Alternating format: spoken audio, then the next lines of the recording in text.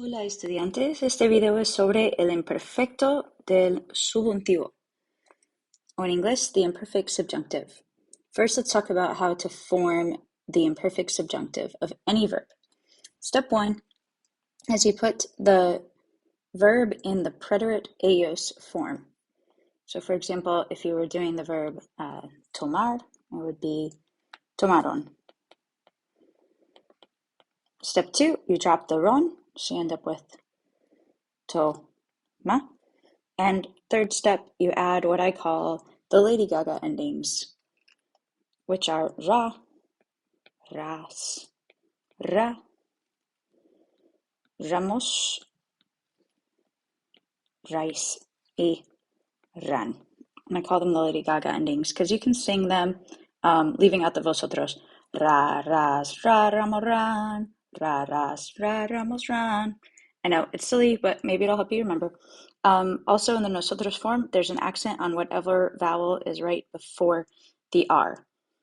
So tomar would end up being for the yo form, tomara. Or in the nosotros form,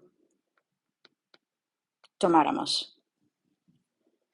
Let's do a little bit of practice of conjugation. Conjugate these verbs in the imperfect subjunctive. Pause until you're done.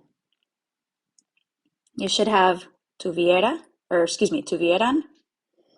estudiara, pudieras. That's why it's so important to go preterite ellos, because preterite ellos of this would be pudieron. And then you add ras, corriera, y escribiéramos. So remember, in the nosotros form, escribiéramos.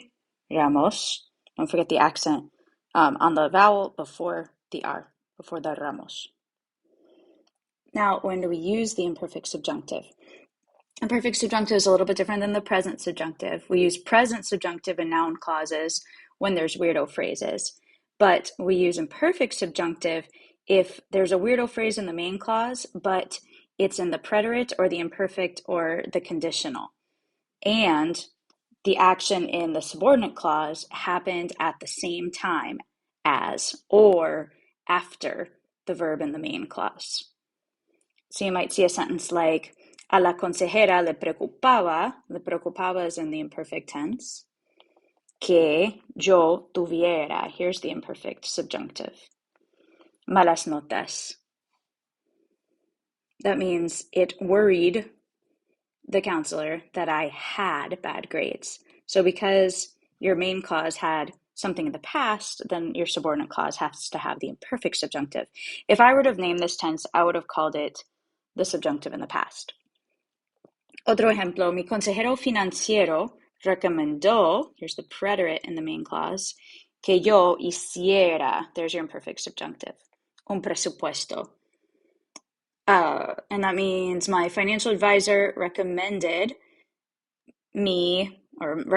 that I make a budget.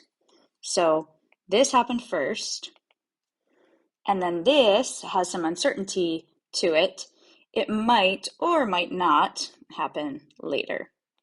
Just because my financial advisor recommended that I make a budget doesn't mean I actually will.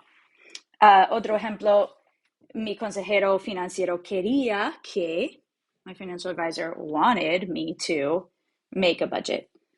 So again, this happened first, and this may or may not happen later. We can also use the imperfect subjunctive when the verb in the main clause requires a subjunctive, like if it's a weirdo phrase, and it's in the present or the future tense, but the action in the subordinate clause was in the past, before the action in the main clause. For example, siento mucho que tú no pudieras. So we've got siento, present tense, present indicative.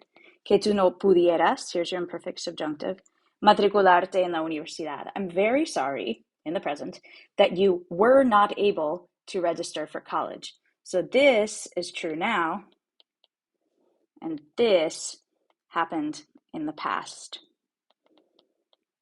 Otro ejemplo, los consejeros se alegran de que todos tuvieran buenas notas.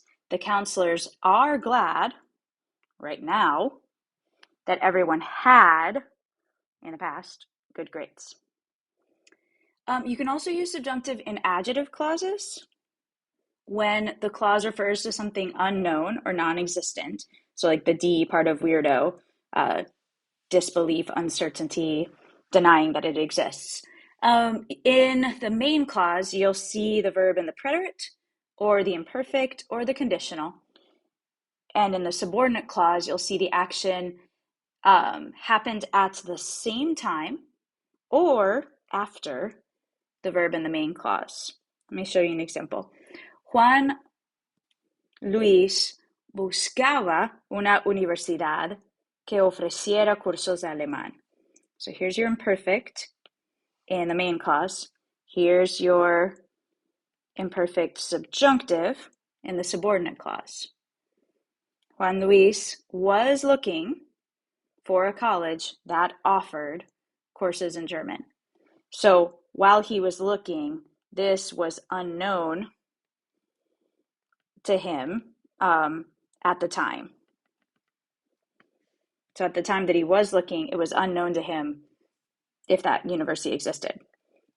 No había, otro ejemplo, no había nadie en la oficina de matrícula que pudiera ayudarme.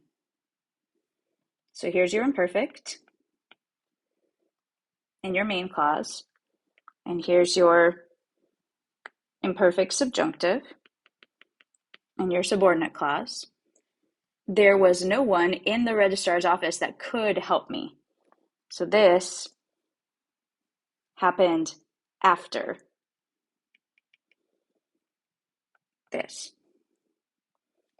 Or they could have happened at the same time.